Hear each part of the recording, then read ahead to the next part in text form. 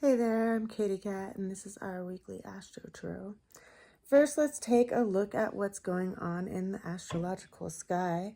We have the sun over here in the sign of Leo at 20 degrees. In the next 7 days, it will move roughly 6 degrees to 26 degrees of Leo. Then we have Mercury in the beginning degrees of Virgo. It's currently moving retrograde, so it's moving back into the sign of Leo to actually 21 degrees, interestingly enough. And then it will start moving forward again around, August 29th. Then we have Venus in the beginning degrees of Virgo. Then we move around here. We have the moon over here in Scorpio at 16 degrees. It's the fastest moving celestial body. Then we have Pluto over here at 0 degrees of Aquarius. There's 30 degrees in every sign, just so that you know. Then we also have Pisces over here. It's a busier sign. It has both Saturn in it at mid-degree and then Neptune. Both of these planets are currently moving retrograde. And we have Chiron over here in Aries. The north node is also currently in Aries, with the south node currently in Libra. That's about to change in a month or so. We're going to have the north node and the south node shift so that the north node will be in the later degrees of Pisces, interestingly enough, in close alignment with Neptune. And the south node will then be in Virgo. Now, we also have a couple of interesting things happening by way of placements of Uranus. Uranus is at 26 degrees of Taurus. So when the sun moves to 26 degrees of Leo in about a week, it will be in a square relationship with Taurus because they're both in fixed signs. We have a conjunction happening here in a couple of days between the planets of Mars and Jupiter. They're at 1 degree apart right now. There'll be an exact degree of Gemini in, I think it is August 15th. So we could see a lot of big changes and big moves that are very expansive and action oriented coming up here in the next week as these two planets are in close conversation with each other. So that's what's going on astrologically. Now, what's interesting about this week's tarot is that the very opening card that we have here is the Magician. Now, the Magician is a card where we see an individual with their right arm raised up to the sky. They have a wand in it, and it is an action of being a conduit. And in front of them, they have all their 4 tools. They have the sword, they have the wand, they have the pentacle, and they have the coin. And in the tarot, that's symbolic for the different tools that we have in our own nature, whether it's of the body, the mind, the emotional center, or the will, aka the spirit. And so how do we engage these tools that we have, and how do we align them?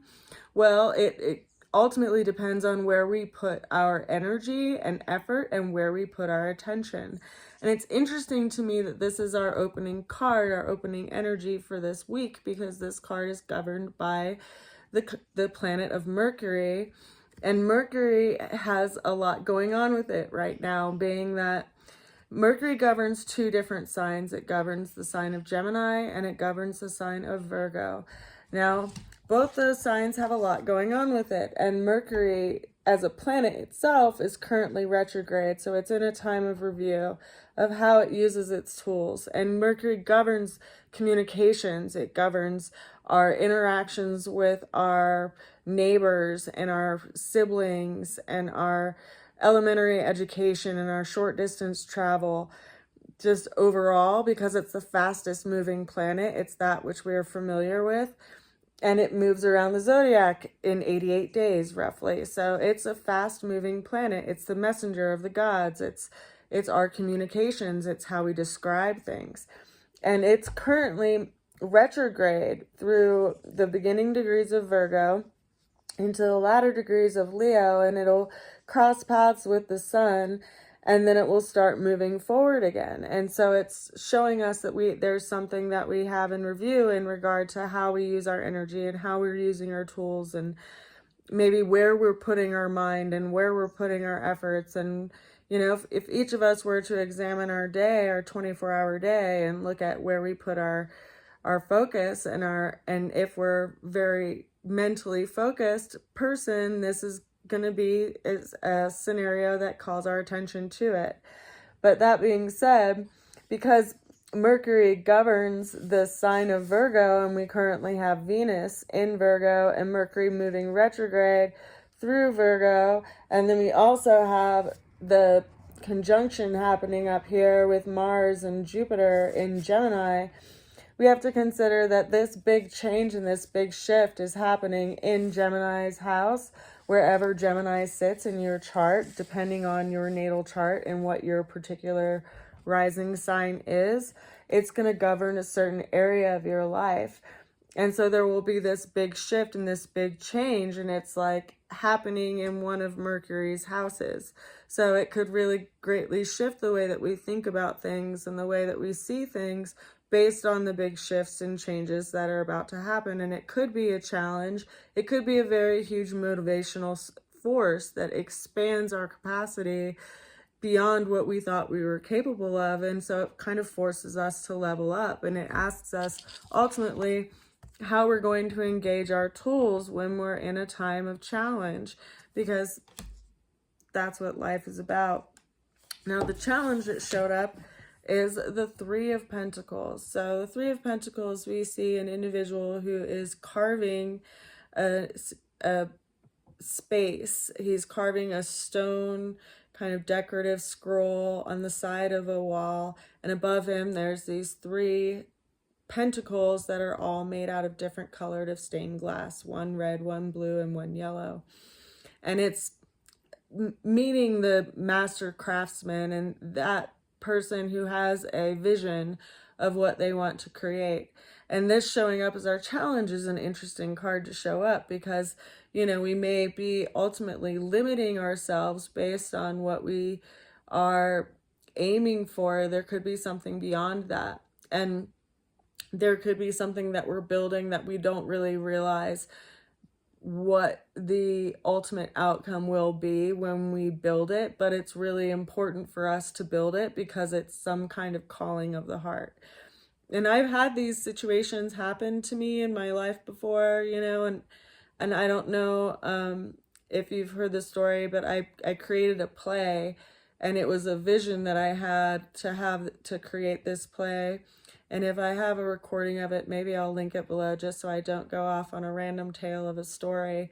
But the whole vision that I had to create this play ultimately led to something that I would have never imagined to have happened. So, if you feel challenged to build something, but that you still need to build it, then, that's something that we're working with, and that's something that we're transitioning through. Now, the way through that challenge showed up as an interesting card because it's a major arcana, and it's the Judgment card. And the reason why I think this is interesting is because the Judgment card is governed by the planet of Pluto, and Pluto is a transformative planet, meaning that, once you outgrow a situation or a certain aspect of yourself, you can't go back from what you've seen. You can't undo what you've already grown out of. And it's like the transformation of the butterfly. Like, they can't go back to the caterpillar, right? There's a molting process that you can't go back from. And we see these three figures that are all springing out of what looks like coffins, which are boxes of darkness and boxes of perception. And they're being called forth out of that by what appears to be an angel that's playing a trumpet that has this cascading rainbow spectrum of light pouring down upon them, and that's what called them out of this darkness. So we have to consider these symbols, and when it rains in life, when there's a storm in your own personal life, there's something that is allowing you to transverse the actual struggle of the experience. that allows you to see what you're able to overcome and see what you should ultimately be putting your energy and effort into, which is transforming and building and growing certain aspects of your life. And there's this certain calling and realization and rebirthing process that's happening. And it's interesting to me because Pluto is currently, in an interesting aspect to what's going on astrologically. It's going to be transversed here closely by the full moon, and the full moon is going to be like bringing about like that which we need to transform in our life, and that which we're being called to transform in our life, being that Pluto is going to be moving through the sign of Aquarius for the next 20 years. Like any square relationship to that area of Aquarius, and especially in the beginning degrees of Aquarius, are undergoing a great transformation right now for people who have any placements in the early degrees of fixed signs, which would be Taurus and Leo and Scorpio and Aquarius. So all of those signs, even if it's not your solar sign or your sun sign, if you have a moon placement there, if you have a Venus placement there, if you have a Mars placement there, or any other placement there in the beginning degrees of any of the fixed signs, it's going to be triggered by this, because there's this kind of T-square relationship happening right now with where everything is placed. So this like rebirthing process that's happening through a transformative process is part of our becoming that we're being called to task with right now, especially with where all the planets are. Now, the ultimate outcome came in as 3 different cards. The first of which is the Nine of Pentacles, and this is a completion card around some kind of material project or something that we have built ourselves up to be able to achieve. It's a number 9, so it is a completion, and we see this person who's in this kind of respite space. They're like enjoying life and they're taking some kind of rest. They have a bird on their shoulder, they're growing grapes, they're like living it up, right? So there's this transformation process that's going to burn away that which no longer serves you, much like what Pluto does, so that you can ultimately focus on that which is going to bring you some kind of peace and some kind of ability to grow and cultivate that which you want to build upon in your life and bring some kind of completion to projects.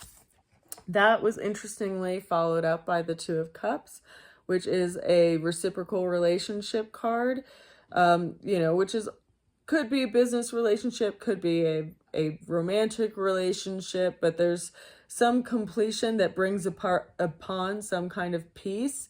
Maybe it's like, even just finding a space that allows you to build upon a relationship or build a relationship because of the space that it creates in that space of rest. But then that was further clarified by the Knight of Pentacles, which is telling you to go slow and move slow and don't skip your steps and hold your values in front of you, and move slowly, because ultimately there's a horse in this picture with a knight riding on their back, and the horse has all of their feet on the ground, whereas in the other knights of the tarot, the horses have their feet in different positions, so they have different like active energies depending on the suit that they're associated with. And the coins tend to be a very grounded, patient, slow moving, purposeful suit, and so it's ultimately, it's like things can change, but then you have to get grounded again. Much like a plant, if you go to repot it, you have to give it time to ground and root itself into the new soil, but it will do it as long as you just like give it some time and be patient with it. So it's interesting. I think that if you have any planets placed in any of the fixed signs, especially the early degrees, this is going to be an interesting week for you, especially, and because fixed signs don't necessarily like big shifts and big changes, but that can happen, and then we ultimately get grounded right away. And then the mutable signs also have some interesting movement happening by way of the energy that's happening in Gemini in Virgo.